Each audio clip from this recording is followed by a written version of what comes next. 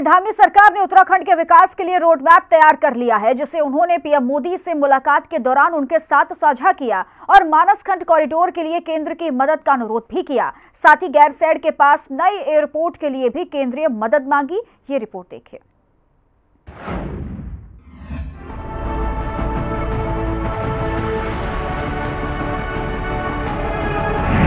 PM को धामी ने बताया अपना प्लान। उत्तराखंड भरेगा विकास की नई उड़ान। विकास के लिए रोड मैप तैयार। उत्तराखंड के कई जिलों में उड़ेंगे विमान। उत्तराखंड के मुख्यमंत्री पुष्कर सिंह धामी राज्य के विकास के लिए रात दिन काम में जुटे हैं। जब से वो सीएम बने तब से अब तक देवभूमि के विकास के लिए कई अहम फैसले ले चुके हैं और यही वजह है कि अब देवभूमि की तस्वीर बदलती नजर आ रही है। सीएम धामी ने उत्तराखंड के विकास के लिए कई प्लान तैयार किए हैं, जिनके जरिए अब उत्तराखंड विकास की नई उड़ान भरेगा और सीएम धामी के इस मिशन में साथ देंगे प्रधानमंत्री मोदी। दरअसल उत्तराखंड के मुख्यमंत्री पुष्कर सिंह धामी ने प्रधानमंत्री नरेंद्र मोदी से संसद भवन में मुलाकात की और ये मुलाकात लगभग 1 घंटे तक चली। इस मुलाकात में सीएम धामी ने प्रधानमंत्री मोदी को जहां उत्तराखंड आने का न्योता दिया, वहीं उत्तराखंड की तमाम लंबित जल विद्युत परियोजनाओं के मुद्दे पर भी प्रधानमंत्री मोदी से आग्रह किया।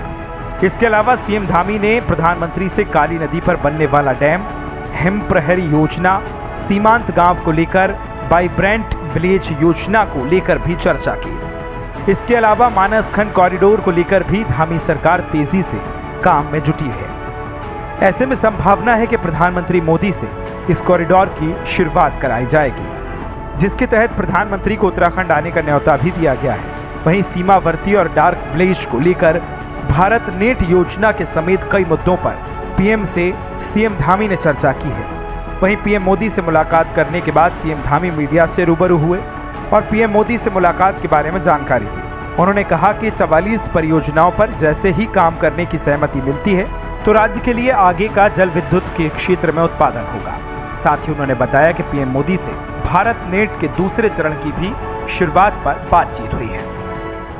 उत्तराखंड के विकास से संबंधित कुछ मुद्दों पर माननीय प्रधानमंत्री जी का मार्गदर्शन एवं उनसे अनुरोध करने के लिए आज मैंने उनसे भेंट करी थी। उसमें हमारे प्रदेश के अंदर चूँकि जल विद्युत के क्षेत्र में अपार संभावनाएं जो हमारे प्रदेश के लिए हैं और जब प्रदेश बन रहा था उस समय भी इसके केंद्र बिंदु में सबसे अधिक जो उत्तराखंड राज्य की आर्थिकी के लिए जरूरी था वो था हमारे यहाँ की जल विद्युत परियोजनाएं।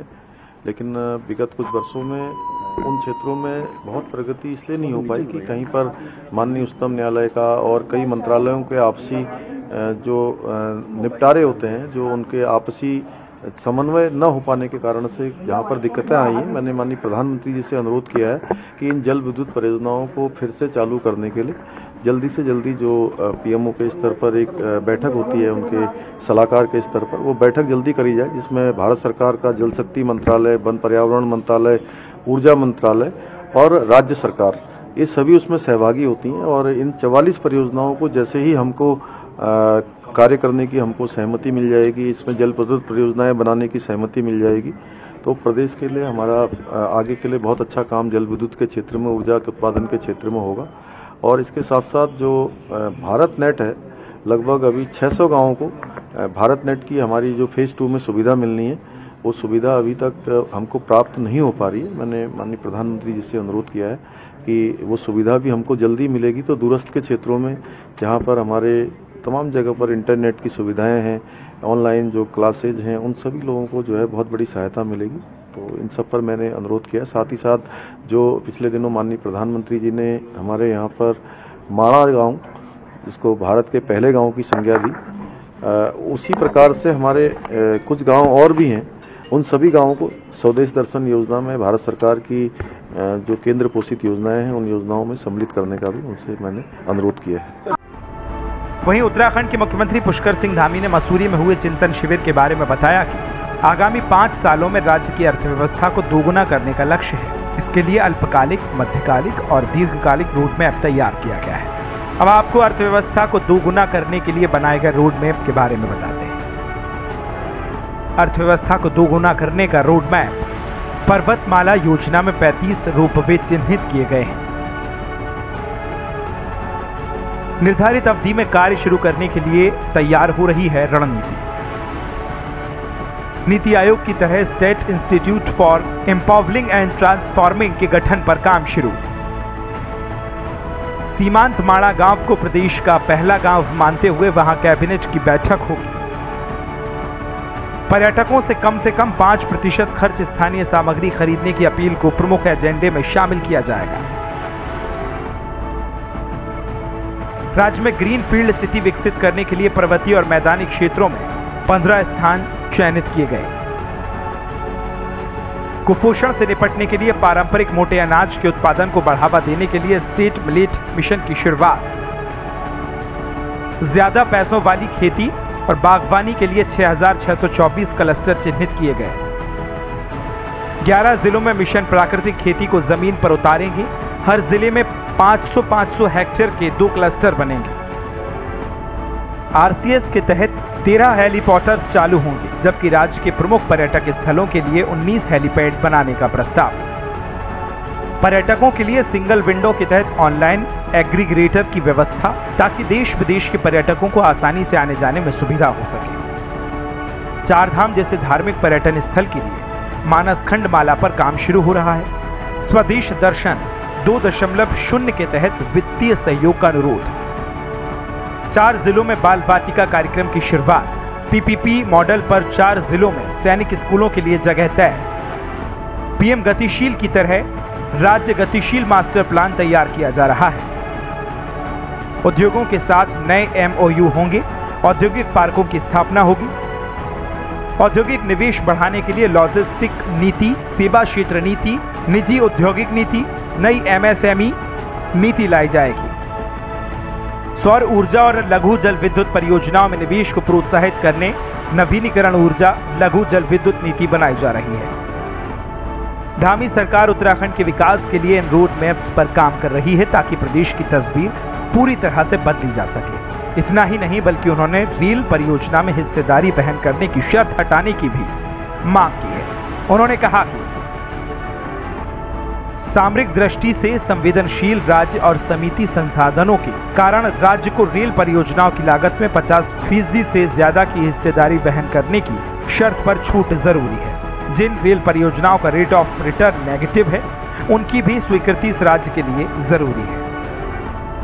इसके साथ ही सीएम धामी ने हवाई अड्डों का विस्तार करने की बात कही, ताकि तीर्थ क्षेत्र की आर्थिकी को बढ़ावा मिल सके। मुख्यमंत्री पुष्कर सिंह धामी ने कहा कि सामरिक दृष्टिकोण, पर्यटन और पर्वतीय क्षेत्र की आर्थिकी को बढ़ाने के लिए नैनी, सैनी, गौचर और चिन्हाली सौड़ हवाई पट्टियों का विस्तारीकरण एयरपोर्ट के रूप में जरूरी है। जोलीग्रांट और पंतनगर एयरपोर्ट का भी विस्तारीकरण जरूरी है। ग्रीष्मकालीन राजधानी गैरसैंण के पास स्थित चौखुटिया क्षेत्र में नया एयरपोर्ट और हवाई पट्टी की स्थापना करना आर्थिक और सामाजिक दृष्टि से जरूरी है।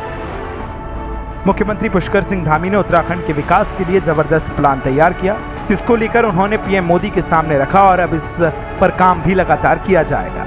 इससे साफ जाहिर है कि उत्तराखंड विकास की नई उड़ान भरेगा और देवभूमि की तस्वीर पूरी तरह से बदल जाएगी। ब्यूरो रिपोर्ट, हिंदी खबर।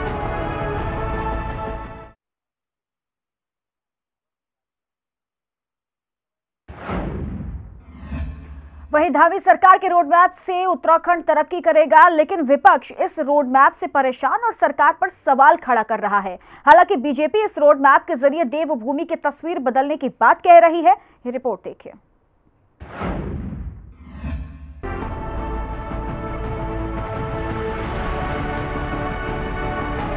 धामी सरकार ने बनाया प्लान, देवभूमि में होगी विकास की बरसात। विकास के लिए रोड मैप है तैयार। रोड मैप से विपक्ष क्यों है परेशान? उत्तराखंड के मुख्यमंत्री पुष्कर सिंह धामी राज्य को आगे ले जाने के लिए रात दिन काम कर रहे हैं, ताकि प्रदेश के लोगों को किसी भी तरह की कोई परेशानी ना हो। इसलिए वो राज्य में विकास को लेकर अहम फैसले ले रहे हैं। इतना ही नहीं, बल्कि अब उन्होंने राज्य के विकास के लिए रोड मैप भी तैयार कर लिया है, जिसके चलते अब प्रदेश के विकास की दिशा में नई उड़ान भरेगा। क्योंकि उत्तराखंड में एयरपोर्ट और हवाई पट्टी की स्थापना होने से कई जिलों में विमान उड़ान भर सकेंगे, जिससे राज्य के पर्वतीय क्षेत्र की आर्थिकी को बढ़ावा मिलेगा। धामी सरकार ने ऐसे कई प्लान बनाए हैं, जिससे सीधा राज्य और राज्य के नागरिकों को फायदा होगा। वहीं सीएम धामी के इस प्लान पर अब राजनीति शुरू हो गई है।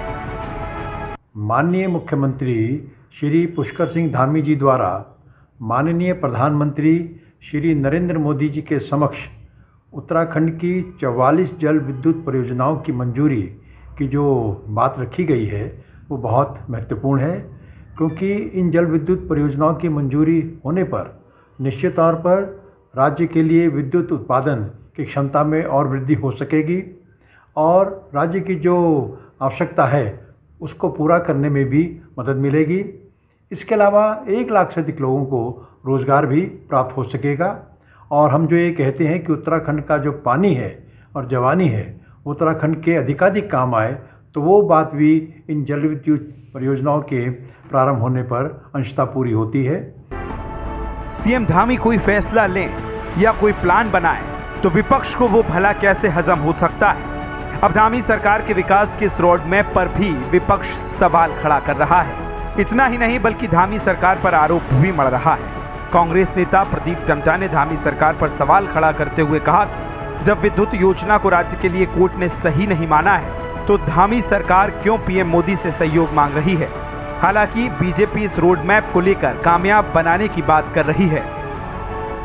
दूसरी ओर माननीय मुख्यमंत्री जी के द्वारा ये भी अनुरोध किया गया है कि भारत नेट के दूसरे चरण में उत्तराखंड को भी शामिल किया जाए, तो इससे जो हमारे सीमांत गांव हैं उनमें जो इंटरनेट की व्यवस्था है वो अपने आप में उसकी सुविधा का विस्तार हो सकेगा और इससे नागरिकों के जीवन में भी असर पड़ेगा और साथ ही जो अन्य इसके लाभ होते हैं वो भी प्राप्त होंगे और साथ ही जो माणा सहित जो सीमांत गांव हैं उनको स्वदेश दर्शन योजना 2 में शामिल करने की जो बात माननीय मुख्यमंत्री जी ने कही है वो उत्तराखंड के पर्यटन के लिए बहुत महत्वपूर्ण है और साथ ही जो पर्यटक हमारे उत्तराखंड में आने के इच्छुक हैं उनको नए स्थानों पर जाने का भी अवसर मिलेगा। तो निश्चित तौर पर हम समझते हैं कि माननीय प्रधानमंत्री जी जैसा उचित समझेंगे उसको पूरा करेंगे। जिस राज्य की ज़रूरत है उसकी अपनी हो, ऊर्जा का भरपूर उसके पास साधन है, जो राज्य पर्यावरण रूप से इकोलॉजिकली पर्यावरण से बहुत ही संवेदनशील हो, जिस राज्य के अंदर इन तमाम तरह की जल विद्युत परियोजनाओं के सवाल को लेकर के वैज्ञानिकों में एक राय न हो, इस राज्य की संवेदनशीलता से संबंधित सुप्रीम कोर्ट की बहुत सी कमेटियों ने, बहुत से एक्सपर्ट ने इन विद्युत परियोजना के राज्य के भविष्य के लिए अच्छा शुभ न माना हो, सुप्रीम कोर्ट का आदेश भी है। उस राज्य में हर बार मुख्यमंत्री बड़े बड़े ऊर्जा प्रोजेक्ट के लिए ही प्रधानमंत्री से क्यों अनुरोध करते हैं।